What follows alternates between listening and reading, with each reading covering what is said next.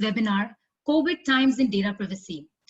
I'm Pooja Haldea from the Center for Social and Behavior Change at Ashoka University. This webinar is being organized by Intact. Intact is an initiative that focuses on behavioral aspects of data privacy. It's being led by our center along with the Busara Center for Behavioral Economics and is supported by Omidyar Network India and Omidyar Network as part of their work on digital identity. The goal of Intact is to conduct behavioral experiments to understand how individuals take privacy-related decisions and then use that evidence to better inform what businesses and regulators should do. We are very excited to host this webinar and add to the ongoing conversation on data privacy.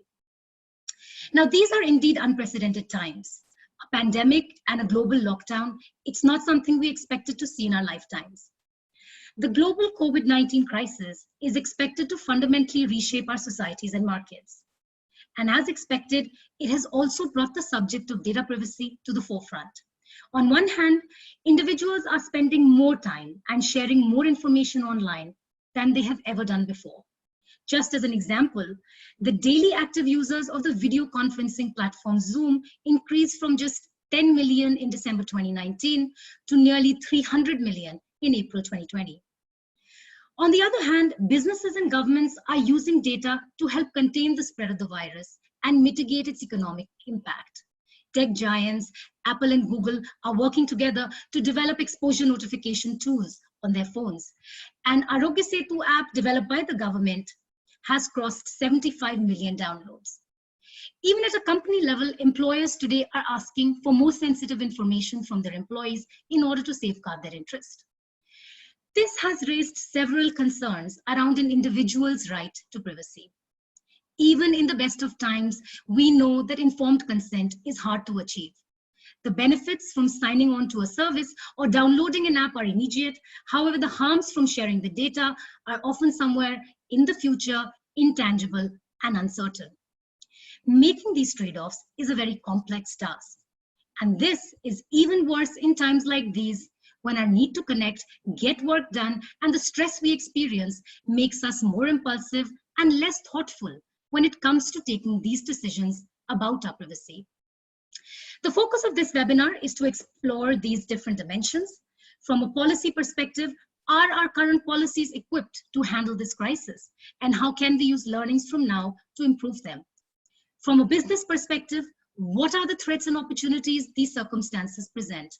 And lastly, from an individual's perspective, what are actions you and I can take when it comes to protecting our data? We are very excited to have a diverse set of panelists who each brings in a very distinctive perspective. We have with us Professor Vikramaditya Khanna, who is a William W. Cook Professor of Law at University of Michigan Law School, and he will start us off by providing us a global perspective on this topic. We also have Dr. Arghya Sengupta, Founder and Research Director at Vidhi Center for Legal Policy and a member of the BN Sri Krishna Committee. He will bring in the policy perspective. We have Ms. Rama Vedashree. She is the CEO of the Data Security Council of India, the industry body on data privacy and security set up by NASSCOM, and also a member of the BN Sri Krishna Committee. She will bring in the voice of the industry to the discussion. We then have Shilpa Kumar, who's an investment partner at Omidyar Network India and leads their digital ID initiatives. She will talk from her experience of working with startups during these times. And lastly, we have James Vancel, CEO of Busara Center for Behavioral Economics, our partners in the Intact project. He will focus on the individual and what behavior science tells us about decision-making under stress. So welcome to all of you. A few words on how we will run the webinar and then we'll get started. Each panelist will give a 5-minute opening remark. This will then be followed by Q&A. We have disabled the audio and chat for the audience, but there is a tab at the bottom of the screen to submit questions, so please keep sending them to us. So without any further delay, let me invite Professor Khanna to give his opening remarks. Thank you, Pooja, and good evening, everyone. And thanks again for inviting me to this most timely and important panel. In my few moments here, I wanted to begin by highlighting some of the macro issues arising from our experiences with data privacy in the COVID-19 pandemic and how that might inform our understanding of the key issues facing us more generally in the data privacy debate. I'm going to use this just as an introduction of sorts to the issues, and I and my co-panelist will take up the gauntlet on these issues as we go forward.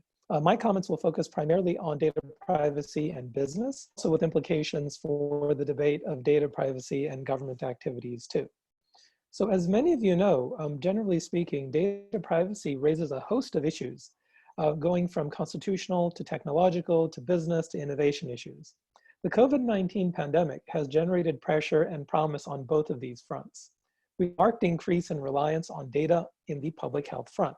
Countries China, South Korea, Taiwan, Germany, and others have implemented strong use of data in contact tracing and related matters, although they haven't all adopted the same strategies, which is an important thing to keep in mind. There isn't necessarily a one-size-fits-all. Other countries, of course, such as Sweden, have relied less on contact tracing, but still rely on data in how they try to build herd immunity across their country by isolating certain groups of people they consider to be high risk, and then allowing groups they consider to be low risk to sort of more freely interact and hopefully develop herd immunity. Of course, where I am in the US right now, we're having a variety of approaches, which has some advantages and of course some disadvantages too. From a data privacy perspective, the variety of approaches are interesting because they underscore for us that the policy choices we have, whether we have a mandatory sort of sharing of information or a voluntary or a mix even, which is possible, or whether we encourage private collaboration or not, do we rely on self-reporting? Do we inform people of risks and security matters immediately with great detail or with minimal detail? All of these choices are not simply polar extremes.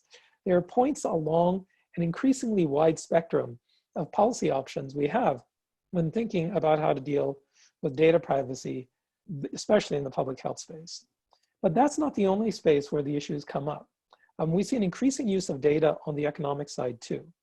Whether this takes the form of the increasing technical collaboration that Pooja mentioned between Apple and Google, or even in the competition for applications for technology, such as how GP and Bluetooth are competing for location servicing sort of devices, or even on reliance on mobile services to enhance social distancing. Many of us are using grocery delivery. Some of us use mobile banking more. Some of us use banking simply off the cell phone as well. All of these technologies, as they aid us in fighting the pandemic and also change how we do our daily activities, raise data privacy issues for the companies as well as for the individuals. Of course, these interactions between constitutional issues, economic issues, and others are fraught with both challenges and opportunities. At the broadest level, the approach taken to data privacy seems to vary across countries. With the EU and a few other places, we see protocols that suggest almost a property-like focus on data privacy. Whereas in the US, we have much more of a cautious wait and see approach. And other countries like India are taking points in the middle, it seems. Again, underscoring the fact that there's a wide range of policy choices we have. In particular, what we see is in addition to the sort of property-based protection regime, we're seeing regimes that are more ecosystem driven. The notion being that they want to encourage many different flowers to bloom before sort of hardwiring particular choices. And this is reminiscent of a debate we've had in intellectual property and other contexts. Of course, when we get away from the broadest level and even at the more focused level, there are many issues related to how privacy and innovation in particular interact. Early evidence from the EU suggests that the tighter data protection approach they have there seems to have been associated with a decline in innovative activity as measured by the number of patents that are filed, as well as the amount of venture capital-based financing that's supporting firms in the EU. In the US, this negative effect on innovation has not really arisen. And indeed, we have seen a positive innovative effect along a different dimension, which is we're seeing firms attempting to provide greater data protection for their customers through services and things of that nature. Whether that's Apple with their encryption technologies or other companies that are trying to sort of verify greater data protection or data privacy for people, sort of like a gold standard in some ways. That has been an interesting development in the innovative space. Of course, one could argue that this has come at some cost in terms of responding to the pandemic, because now we have so many different approaches in the US that it seems people aren't always running on the same page.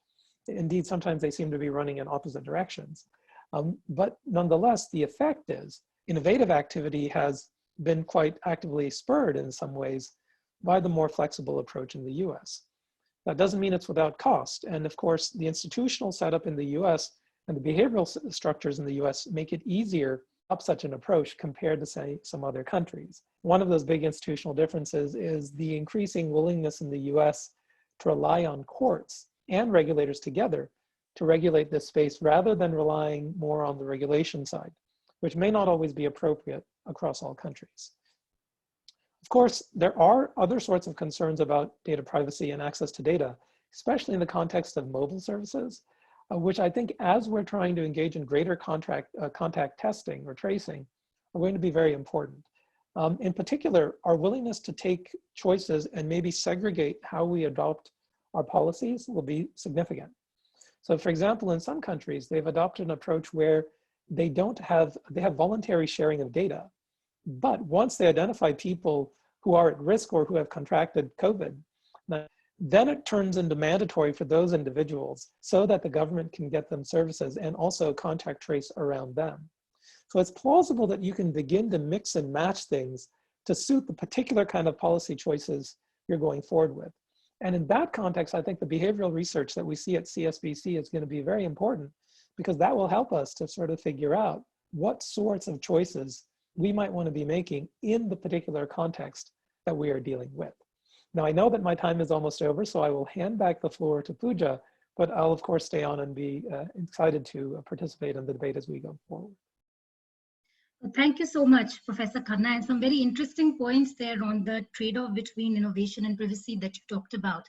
And also, you know, the different approaches that countries are taking. So we'll come back, I'm sure, in the question and answer round to talk a little bit about, you know, what's your favorite country when it comes to the policies that they adopt on this front.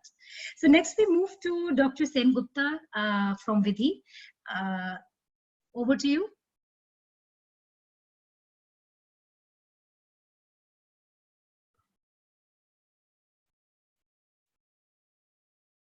Yep.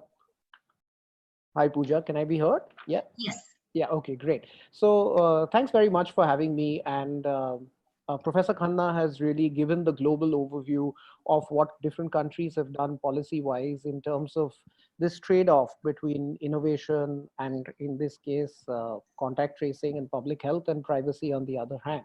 What I'm going to focus on is two things. First, I'm going to look at the Indian Data Protection Bill, which is still in Parliament, and what would have happened if that were law. And secondly, I'm going to talk a bit about this trade-off that Professor Khanna mentioned between innovation and privacy, and look at this question of who calls the shots. Is it countries or is it companies? And I think that can segue well into what industry can do, which is what Rama and the other panelists will speak on. So quickly on the data protection bill, I think first up, it would have been great if we had a data protection bill today, which was law and binding law, because then decisions about these trade-offs between privacy and public health would not have to be made on the fly. And currently it's being made in India by those who have drafted Arghya Setu's privacy policy. And while they've done a pretty good job, the fact is that we should have an overarching legislation which governs this situation, because the bill itself provided for this situation where there is a public health emergency, that's section 12 of the bill, and you need information which includes personal data of individuals which could compromise their privacy. Now, what happens in that situation? The bill clearly provided that you can take information without taking consent of the individual, but you will have to follow all the other obligations in the act. That includes A, you must take it only for specified purposes. You must specify those purposes clearly. You shall not use it for other purposes, and you will store it for a limited period of time, and all the other principles, the rights of data principles that exist. Now, one other thing to note, of course, is that health data that we are talking about is sensitive personal data. In fact, it is classically a case of sensitive personal data that really belongs to an individual. Given that actually the 2018 bill, which is the bill that Rama and I as part of the Sri Krishna committee had suggested, had a specific had a specific provision which said that if sensitive personal data has to be used in a case of a public health emergency, then it would have to be demonstrated that it is strictly necessary for the purpose. So of course, governments should be allowed this information at this point of time. I don't think anyone can say that there should be a blanket ban on that information, but the standard that should be followed was a standard of strict necessity. So perhaps when this bill does become an act of parliament, and I hope that happens soon, we can move closer towards getting that standard. So these are a couple of changes that I think we can make. But leaving my lawyer hat for a moment and thinking more geopolitically in terms of who calls the shots in this trade-off between privacy and security. So I think as in this debate, as in we'd be missing the wood for the trees if we didn't speak a little bit about Arghya Setu, since all the debate in India has been about the Arghya Setu app. So contact tracing apps and their success conditions presents a curious paradox, and that's this. The more violative it is of an individual's privacy, the more successful that app is. And let's be very clear on that particular point. So this is a trade-off that has to be made. And the question is, who decides?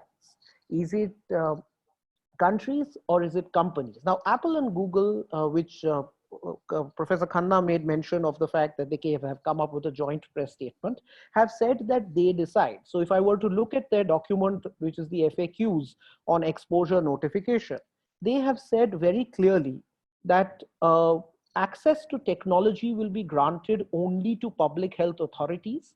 Their apps must meet specific criteria around privacy, security, and data control. So they have clearly said that only those apps can be used which are aligned with what Google and Apple think are in the interests of privacy, security, and data control. And they have some specific criteria. So both at app level, which is currently where we are with Arghya Setu, as well as at system level, because they have said that they are developing something at the operating system level, so you don't need to download an app. Both of them are based on user consent. So it's based on user opt-in. And given that I have about a minute left, and I'm going to finish so that the other panelists have a fair shot, I'm just going to say two things. One, as in whether a user would really meaningfully consent to an operating system update, I don't know. I have actually, as a lawyer, I can say that I have never seen what I am consenting to when it's an when it's an operating system update, number one. Number two is what happens when countries take different positions. Germany, for example, initially supported a system where it was a centralized server which collected information from contact tracing. But because Google and Apple have taken a different position, Germany fell in line.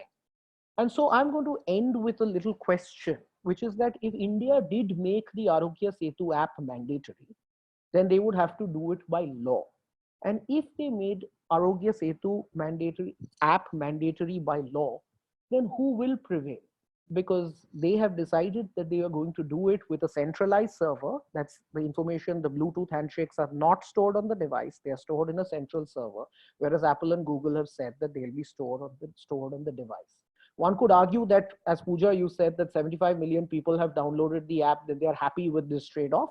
Or one could argue the contrary, that Google and Apple, because they don't do evil, they know best. But I think this is a question that we will have to confront, that who decides where this line is drawn. I'll leave it there. Thank you so much, and indeed a very important question. Maybe we move now to Rama, who will talk from a business perspective. How are businesses sort of taking this call, and especially how are they seeing the threats and opportunities in these current times?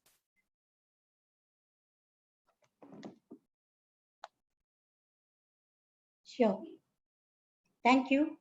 I mean, it was good to have Professor and also Dr. Arghya, who was with me on the Sri Krishna committee, come on before me. So I'll be talking more from the perspective of the industry, particularly the ITS industry. We are a $190 billion industry, which overnight had to move to a remote workforce of millions of people. So there were first, the overall challenges of operationalizing work from home at an unprecedented scale, and also being able to take care of all the security that is needed. Plus, because we service global customers across, 90 or 100 plus countries, how do we make sure that in a situation like this, we also take care of the compliance and conformance to the regulatory regimes in the geographies in which we serve, and also the customer contracts. So I think there was a lot of effort, not only from the security teams, but the privacy teams, to make sure that we scale up on these fronts apart from just operationalizing work from home. So a couple of things that we had to do as an industry is, there are two fronts. One is servicing customers. The other one is, so I mean, with our own employee and workforce and associates. These two are two different buckets, and I'll talk about both of them. One is with servicing global customers or customers in India. We had to look at, are there any new directives that are coming up, because each of those geographies either have a privacy directive or some privacy regulations, whether it is HIPAA in the US for healthcare or whether it is GDPR. Some of them have come up with some specific interim directives. So our industry had to look at what is the landscape of the existing regulatory regimes, the contracts with the customers, and do we need to go back and get some permissions? For example, taking temperatures of an employee. Even one country in the Europe said it's okay to do that. One country in the Europe said that's not really right to do. So when our workforce is working in so many countries, servicing in global customers, a lot of that had to be done. So I think some of the fundamental principles our industry members were looking at is there enough transparency in communication with the customers, taking those necessary permissions, because ultimately what you're doing and the digital services that you're provisioning is impacting the customers and their end consumers and the citizens that they serve. The second one is proportionality. As far as possible, when you're collecting some personal data, personally identifiable data, are you following the basic principle of proportionality? And I think there was this risk of massive movement to work from home, and will there be some compromise of personally identifiable information of the customers first. There, I think most of our industry members have resorted to is a little more communication with the associates and with the workforce about maintaining the confidentiality of the business information or personally identifiable information and reinforcing the culture. Yes, I mean, can you ensure there is 100% compliance from every employee? There were some risks. There could have been some risks, and there are risks, but I think our industry members are trying to balance that. Now, when it comes to each of these large enterprises with their own workforce, I think they've had a certain privacy policy internally, but now probably we are collecting a lot more information, whether it's their travel information, their health information, because an epidemic like this is an emergency situation. Even Arghya talked about it. The draft bill also talked about in case there's a health emergency situation. Of course, nobody anticipated something like this pandemic. So how do you make sure that with your employees also you're transparent and you don't collect more information than that is needed? I think because ultimately a business needs to respect the privacy principles that they were subscribed to with their own workforce. But in an epidemic like this, you have to conform to what your local government is asking, what your city government is asking, and your state and central government is asking. So we are trying to do that balance. Here, particularly in the IT/ITES industry, when there is millions of workforce move to work from home, a new problem that we are probably going to face, or we are already facing, is how do you balance privacy with productivity expectations from the employee? Are we overdoing the productivity monitoring? I think at least most of the enterprises, just yesterday we had a privacy panel where very senior privacy leaders of TCS and Infosys were with me in that webinar. We're looking at how do you balance that so that the productivity is reinforced more by a better the managerial engagement with the employees, rather than using too much technologies which are intrusive in nature to monitor the productivity. So we have, as businesses, as particularly in the IT/ITES industry, one is serving global customers across various geographies which have different regulatory regimes and expectations. And the second one is, are we maintaining the best practices of privacy when we deal with our own workforce? And we believe that if we are making all efforts that are possible to conform to the expectations of government in whatever geography we're working in, but also make sure that we respect the consumers and particularly even the workforce expectations of privacy so that we avoid something very intrusive. I'll leave my opening comments here. Thank you so much, Rama, and a very interesting perspective on productivity and privacy, and how can we actually avoid intrusion in everyone's personal lives in the name of productivity. We'll come back to this also later. So right now, I'll request Shilpa to talk to us and provide us the business perspective as well.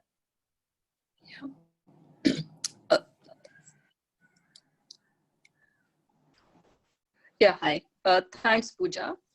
I just want to start by saying one of the important hypotheses we always had is, technology and entrepreneurship can really solve a lot of problems. In a sense, therefore, we call it good tech, which is technologies and problems in a market. Can you hear me, Pooja? Pooja? Hello? Pooja, am I audible? Your voice is breaking a little bit, but maybe we continue for another minute and see how it's going. Okay. You can tell me if it's a problem. Yeah, I will.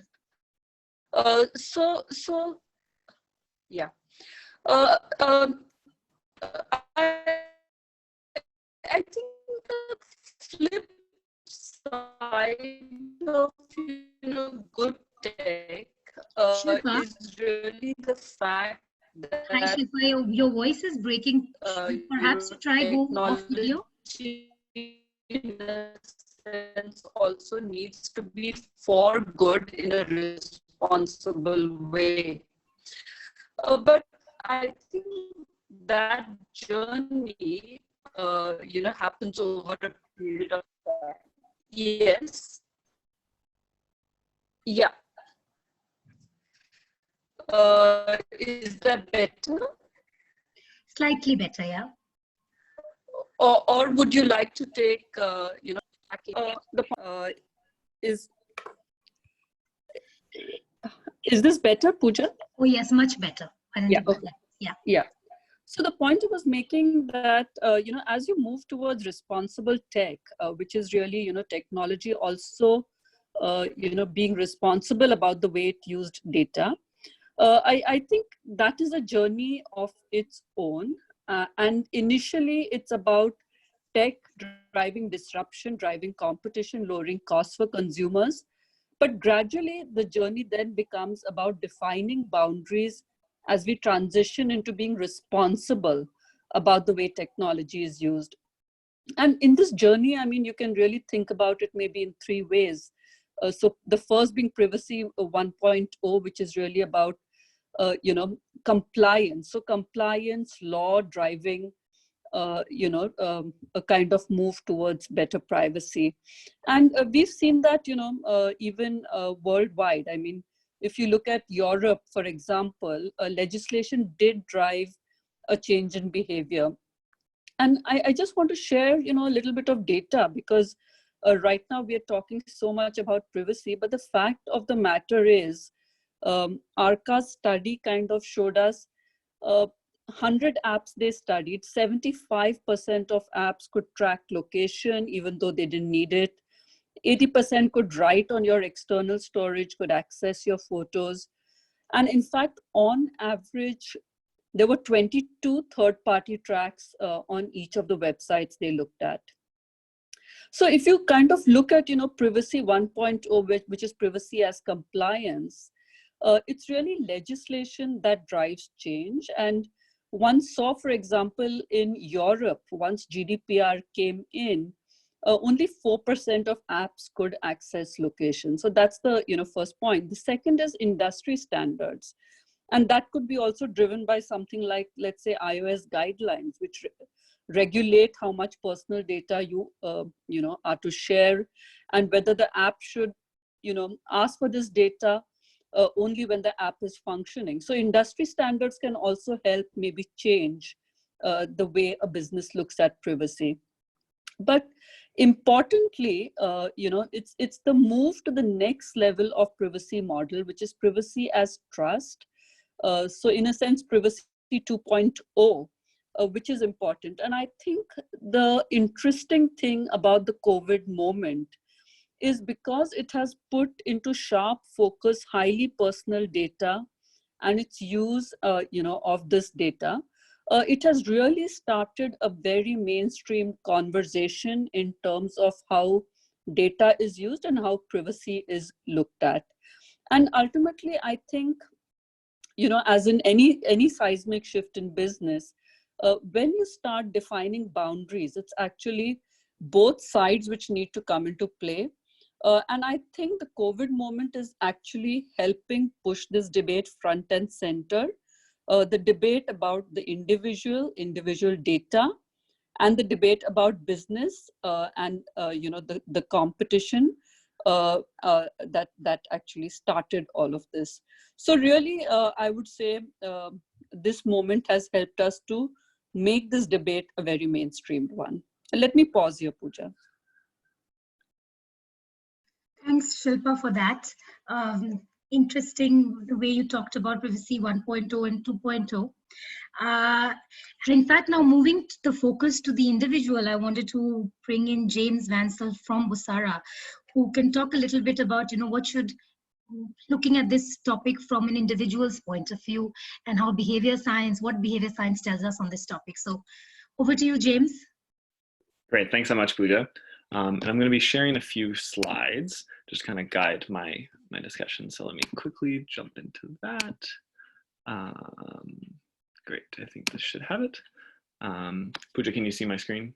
Everything good? Great. So yeah, as I think kind of a lot of the panelists have talked about just kind of the overall kind of context we're sitting in, and this is going to be a little bit more specific on what we've learned on that decision-making context for individuals more globally, as well as how it relates to this crisis. So what do we know about kind of that decision process more generally?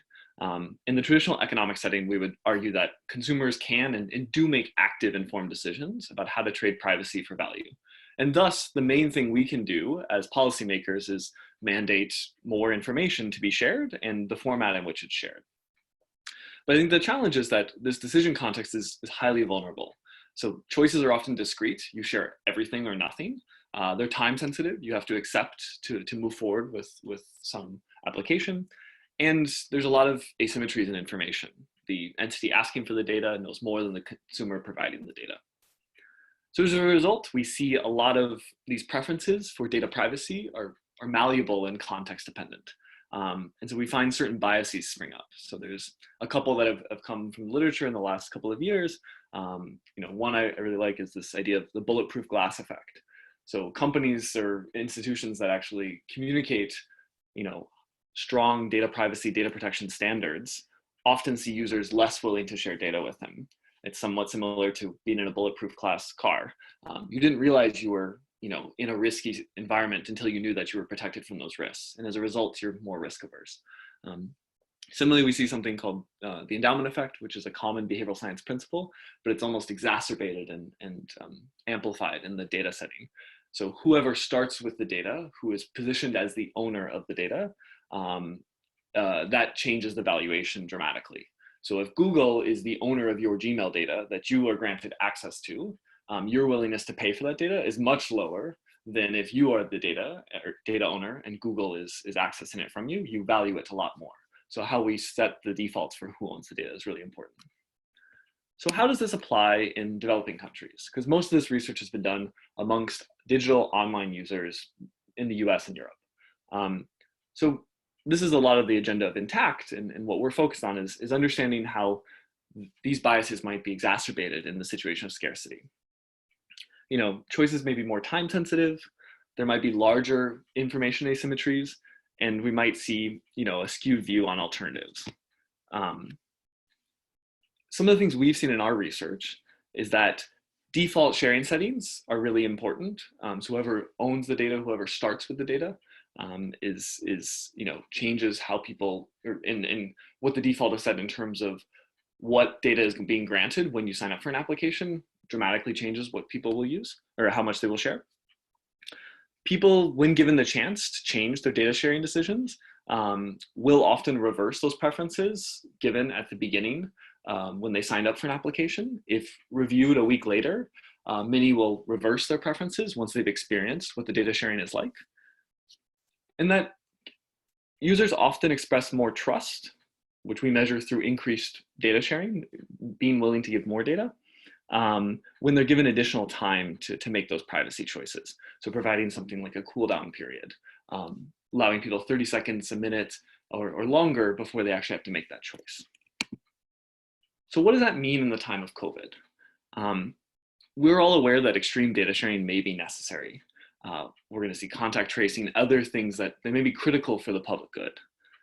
And this is probably going to exacerbate that sense of urgency, the choice options that are available, and whatever information asymmetry exists. Our concern is that this may set dangerous norms for a post-COVID world. And so we're really kind of focusing on what can we do now to provide the right defaults, the right norms, the right sort of understanding of what data sharing is going to look like now to set us back to a more enabling ecosystem for good data sharing standards and data privacy standards. So a few things we would recommend is in any data sharing transaction, position the individuals as data owners with temporary access being granted to the government or other policymakers, whoever's accessing this. Provide clear opportunities to revisit those data sharing choices made in this crisis so that users can revise what they were comfortable with before. Provide cool down periods where possible, particularly for non-mandatory data sharing, so people have the time to make informed decisions. And make sharing granular rather than blanket. Often we have a yes, no kind of consent versus what are you comfortable consenting to and what are you comfortable sharing? So that's just sort of a perspective from what do we know about how people make choices and how can we provide a context that's a little more amenable to how consumers make choices. But yeah. Thanks, James. And maybe, I start with you by saying, as an individual, and so this now we've actually had the opening remarks from everyone, so I wanted to move to some question and answers and some that I have from my end, and then of course I'll also take the questions that have been coming from the audience. So James, you talked about all these biases and the presence of scarcity and so on and so forth. Now, of course, laws will come into place, things will evolve, businesses will, perhaps either due to legislation or because of need to innovate, come up with better features. But in the meanwhile, what would be your advice from behavior science literature on what should consumers do at this time during the pandemic to protect their data better? Yeah, thanks, Pooja. Great question. I think a lot of our recommendations are focused on firms, policymakers, kind of government, but I think the similar application applies for users. So position your own cooldown, right? State your preferences, what you'd be comfortable sharing in a sort of cold state when you're not about to use an application when you're signing up. Like, what are you comfortable? How can you revisit that when you're making the data sharing decision? How can you sort of align your preferences in a moment where you're not rushed and kind of getting the immediate benefit and reward that you need? Communicate with other people about what you feel comfortable with. A big problem in a lot of these things is that you don't have information on what others are doing and what is a norm in your group and what you feel comfortable with. You are communicated from the firm or the organization what we think is comfortable based on their preferences, which may be fine. But I think having an understanding with different communities and setting norms as users is a useful thing. And I think the last one is sort of doing your own personal revisions. So during, it may be hard to change some things that are mandatory during this COVID period, but signing up for new applications, new services that we need, that we're comfortable with, we often set the default, Zoom being one of them, and we accept it. Taking time to revisit those privacy standards and kind of looking back and seeing what you're actually comfortable with a week later after you've used the service, I think is important. But I think our general take is this is hard for the consumer. We want people to do whatever they can during this. Ultimately, we think most of this should be driven through regulation and firm proactive behavior, which we've seen them be very responsive and amenable to doing. Thank you, James. So actually that leads me to a question, for Dr. Sengupta and for Rama, is saying that, you've been instrumental in drafting, the data protection bill. Now, if I had to ask you, now that you've gone through this pandemic and this time, what have been some of your personal learnings that you'd want to go back and get reflected, in the bill that you advised in drafting? Rama, why don't want to go first? No, you go first. Okay. First of all, I agree with Arghya. I would have loved to have a personal data protection law in place, because we still don't have a law in place. We either pre-COVID or post-COVID, before the law and after the law, the biggest risk that we have is unauthorized collection of data and sharing of data. I think that risk is even bigger in a situation like this, because there are so many bodies, whether it's businesses, government agencies, health agencies, hospitals, which do collect a lot of data. Is it proportional for serving the purpose of limiting the risk of COVID and educating sharing it with the health departments and any relevant government departments? And is there any unauthorized dissemination? We in India have had a challenge where I think the immigration data of people traveling, inbound travelers, I'm sure that information was important, but it was millions of records that was floating around on WhatsApp with, across the board. We could have limited that if we had a very strong data protection regime. So I would say the biggest risk is unauthorized collection and sharing of data. And I feel in a COVID situation, in a situation like this, that risk gets magnified. And I think I would have first loved the law to be in place. Where we would have visited the bill is, I don't think any one of us has anticipated a lockdown of this scale and a health emergency like this scale, right? For example, we in the industry, security and privacy professionals have to now reimagine what is business continuity in a situation like this. So I think where I would revisit is every government agency, every public agency, every businesses having been more aware about what to do in an emergency like this, because we've never anticipated. So maybe we'll need to go back and revisit the bill on what are reasonable exceptions to the bill, so that there is no knee-jerk response to saying that this can be collected or this cannot be collected.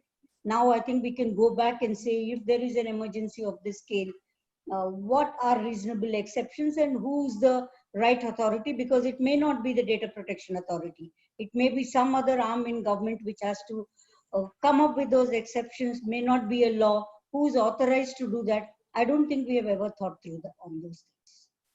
Yeah. So I endorse fully what Rama said, and just two quick points in addition. The first is that I think we would have focused much more on some of the points that Shilpa was making, which is also there in the bill, which is privacy by design. Now, we want companies to have privacy ingrained in their systems and designs rather than have it enforced by a stick from the government later. Now, the concept exists in the bill, but I think much more thinking needs to be done, as if we were to have a bill now, in terms of how we can make that a reality, so that privacy doesn't become a stick, but rather is something that companies think is necessary for them to do business. And the second, which segues from what James was saying, we really don't know how to make consent work well at this point of time. We are kind of floundering in a range of suboptimal solutions. Some are definitely better than others. But at the end of the day, a 26-page consent form drafted by lawyers of the company, which, as James rightly said, suits their interest, is really not informed consent. And this is true, which is certainly true in times of COVID, when you really want that app to save yourself, but it's true in other times as well, when you want an Uber to go somewhere. So the fact is, how can we really make consent work? One part of it is, of course, how individuals can take it more seriously, but the other part is in terms of regulatory policy, as in how we can design consent forms better. Can we think about audiovisual consent? Can we think about scores that we can give that make people take privacy seriously and make companies also take privacy more seriously? Thanks, Dr. Sengupta. And in fact, that is indeed the focus of the work that we're doing with Intact. So I have one question for Shilpa. You talked about businesses and you talked about Privacy 2.0. Now, in these times, you've been working with a lot of these companies, a lot of startups, or a lot of digital businesses. How have you seen them use this time either as an opportunity to innovate, or or actually seen it as a threat? How is that working out for small businesses and startups right now? So I presume you mean the crisis in general, or do you mean in reference to? I meant specifically this crisis, the pandemic. Do you see something interesting coming out of the businesses? Yeah. So clearly, the crisis does put pressure on a whole lot of businesses. I mean, whether you take financial services, or you take mobility, it has put huge and enormous pressure on these businesses. On the other hand, I would say, actually there are some other businesses which would really, in a sense, get much more traffic. I mean, you take education, for example, and the whole online education space, in a sense, reflects that. But I think the most interesting, in a sense, business opportunity that arises because of all of this, and I think you put the numbers in context when you gave us how Zoom users had multiplied during COVID. I think what business model it really puts in a focus is privacy as a business model. And I would say that's really privacy 3.0, where you actually think of, businesses think also in terms of privacy, because the debate has become so strong and usage has risen so much. So I would say all of that, at this point in time. Pooja, if you allow me, I just wanted to add something on the innovation perspective. Absolutely. Yeah. We are beginning to feel that while security itself is a very big opportunity when the world is going digital at such a fast pace, we also believe that there is several new use cases that will come up for privacy innovation. So privacy, when we have this campaign called Think Privacy, Think Technology. So I think new technology use cases for innovating for privacy products and solutions will come up in the area of privacy aware data leakage prevention solutions or monitoring solutions. How do you make sure that more privacy tools, aware tools are built? That we are seeing as a big opportunity for new use cases in a work from home, online learning scenario. How do you make sure that you build new technology solutions, because without technology solutions, you cannot implement privacy at large scale. So we see that as an opportunity for startups. Thank you. Okay, so why don't I actually move to some of the audience questions? And I have one for Professor Khanna, which is the concept of privacy contextual, and therefore, what does it, due to the lower levels of digital literacy and varying levels of trust in the government, how can we have global standards, or should we actually be thinking of building local ones? So that's a very good question. Generally speaking, in terms of regulation and law, you like to contextualize because although the concerns may be similar across places, the ability to enforce and the demand for certain kinds of things tends to vary. So as Rama was just saying earlier, that there may be more and more products related to privacy, but that's also a function of how much people in society are demanding privacy. And that varies across countries. So you would expect to see some degree of variation. The real question is, what can there be commonality on and what can there be variation on to allow people to design systems that can be ported across countries, but also still allow the degree of variation that would be relevant to the both institutional and social context within which you're doing the regulation. My sense is that in privacy, in particular, given how quickly norms of internet usage and behavior are spreading, it may be the case that the amount of time it will take to get more uniform standards is less than in other fields. But it will still take some degree of time, and it will reflect whatever technologies are being put forward. As an example, back in 2002, when you had the series of accounting scandals in the US, the Enron and all of that sort of thing, you had a law enacted in response to it called Sarbanes-Oxley. And a number of Indian companies like Wipro and Infosys had to comply with it because they were also doing business in the US. Both of those companies correctly realized that there would be a massive market for people who wanted tech consulting on how to comply with Sarbanes-Oxley.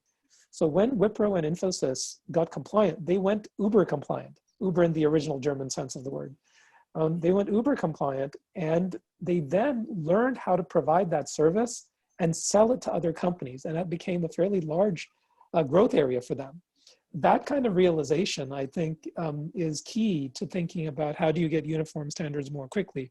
But I think at this stage, it would strike me that you would want to have commonality on some things and then variation on others to reflect the different institutions and the different ways in which things are likely to be enforced. Great. So there's a question for, again, Dr. Sengupta, who talked about a question at the end. And so someone from the audience wants to know, what is your perspective on it, state versus business? Well, absolutely the state, because at the end of the day, as in the state is democratically elected. And the state, of course, as in has a whole host of problems. I'm fully aware of the fact that it has a monopoly over power and violence.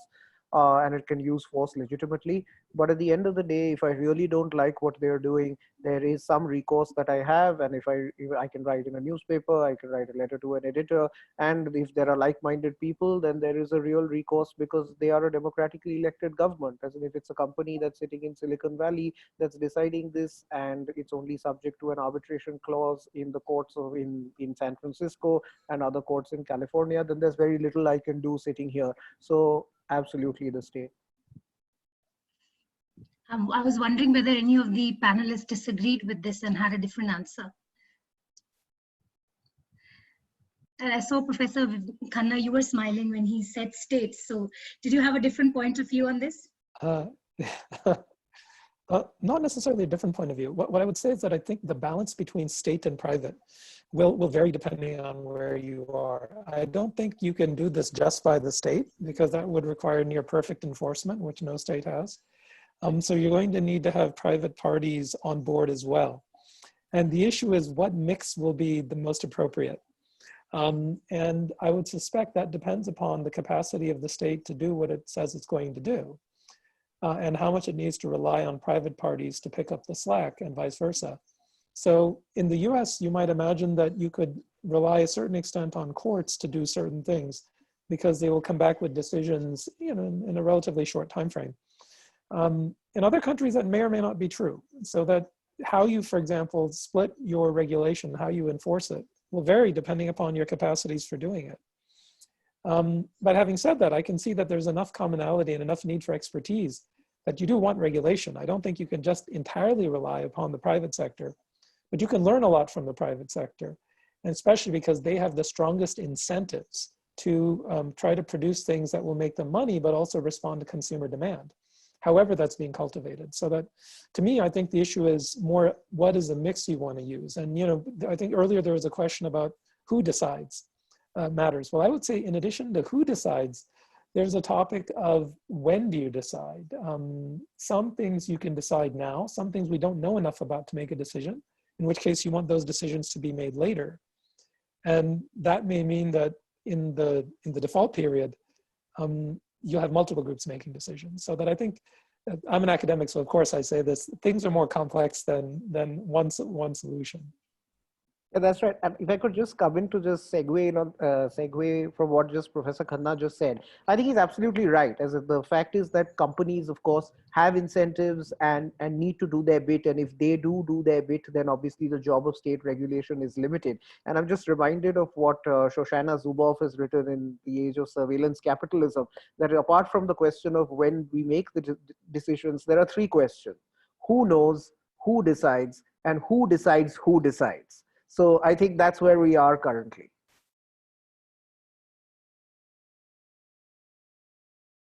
Thanks for that. I have a question here who's from someone saying that, in this time of national emergency, where governments may be asking businesses for data, what rights does a business have? What rights do businesses have to refuse? And similarly, it goes for employees, the point you raised, Rama. What rights do employees have to refuse, giving some of the data that their employers may be asking for? Is it for me? Well, the employees, this is open to everybody, but I was specifically calling you out because you talked about the employees part before. Yeah, I think any mature organization which already has the best practices of privacy, I don't think they will do something to breach the trust of the employee, because every mature business cares about their employee and retaining the employee and the reputation with the workforce and the future workforce. The fact that unauthorized collection of data is a risk, and how do we step up that kind of a privacy culture in every organization and every agency is a challenge at a country level, which we need to invest in making sure that businesses follow responsible privacy practices. But I think if there is in a situation like this, definitely need to collect, let us say, health data or medical information. Even before an employer used to collect, let's say, to be able to offer health insurance services, but it used to be kept reasonable. And if now, it's not like employees are going to get forced, right? Because they're all aware people, majority of the employees do understand what their rights are. So I don't expect a mature business to be able to breach so flagrantly, but we need to step up. What are the expectations of the employee?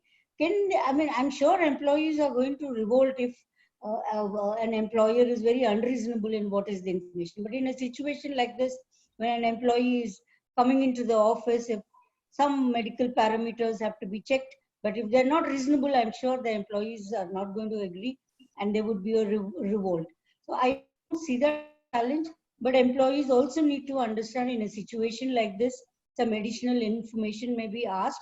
As long as there is a transparent communication, I don't think employees are going to have a challenge.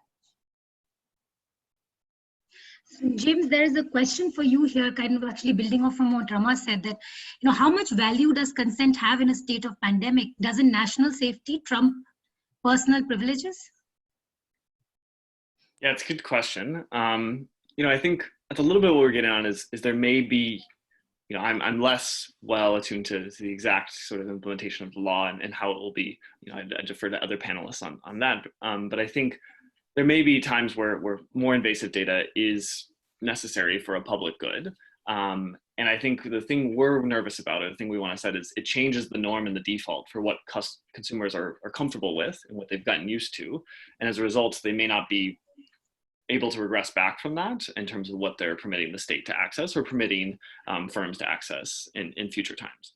So I think we have weaker preferences or weaker guidance on what should be allowed and what should be permitted during this time, because I think that's a more complex policy decision. But as what we know how customers will respond is if there aren't provisions put in place to highlight this as temporary, to position the data as in the hands of the customers but being temporarily accessed, to provide opportunities to revisit that consent, to allow customers the right granularity and the right information when providing that consent where it's optional and not mandatory, is going to allow us to return back to a healthier sort of data sharing system.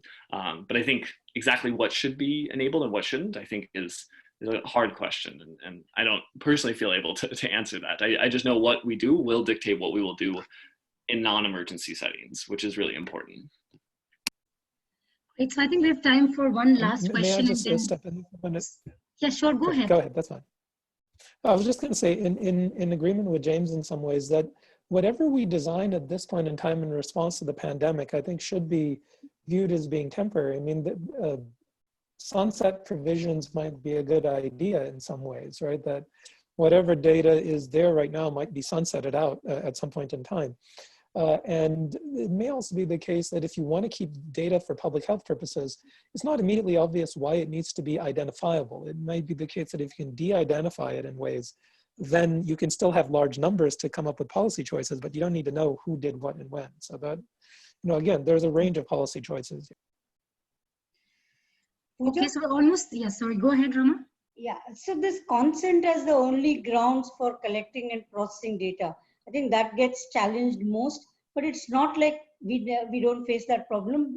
Most privacy legislations allow that in case of a natural calamity. Even now, if there is a criminal investigation or a fraud investigation, consent is not the only ground on which you can collect and process data. So there have been exceptions, but in an epidemic of this scale, consent as the primary ground for collecting and processing data tends to get challenged a little more than normal circumstances. Thank you. Maybe I'll take one last question and then we will close. Shilpa, perhaps you can answer this, which is, there are questions and there are several questions along this theme, which is, companies right now, businesses are facing quite a difficult situation right now. Are they even thinking about things like privacy, and what would their incentive be to think of this right now? Yeah. No, so, I'd address it in two ways. One is, I think you're absolutely right. Current business models are under tremendous pressure because of COVID. At the same time, I think COVID has made privacy such a central question and central debate. I think when grandparents and children and neighbors are discussing privacy, it certainly means the topic has become mainstream. And going forward, a lot more people will think about what they're consenting to, what they're agreeing to when they download apps. So to my mind, I think we've reached that moment which has really put privacy center stage. And I think businesses will certainly pay attention to it going forward. Pooja, if I may, if I may make one last point. Yeah, yes, one please. Last point. My observation, after looking at businesses and running businesses, it's sometimes not so much about what you're allowed to do and not allowed to do as what your competitor is allowed to do and not allowed to do. And therefore, there's a level playing field which says, the same privacy hurdle across businesses. I think, level playing field is all that businesses want really to try and outperform. Thank you so much, Shilpa. And actually, thank you, everyone. We are now out of time. So I just wanted to thank everyone for such an interesting conversation on this very tricky and evolving topic. And as Shilpa mentioned as well, I mean, these times have brought the conversation of privacy right to the forefront, and never before, these trade-offs between individuals' right to privacy and health and safety of society been so much talked about. So we hope to continue these conversations going forward. The recording of this webinar will be available on the Intact website in a couple of days. That's intactprivacy.com. And if you have any more questions or feedback for us, do write to us on our Twitter handle. That's intact_privacy, or email us at intactprivacy@gmail.com. Thank you, everyone. And thanks to all the panelists, and have a very good evening and a good morning to James and Professor Khanna in the US. Thank you, Pooja. Thank you so much. Everyone. Thank you, everyone. Thank you. Bye.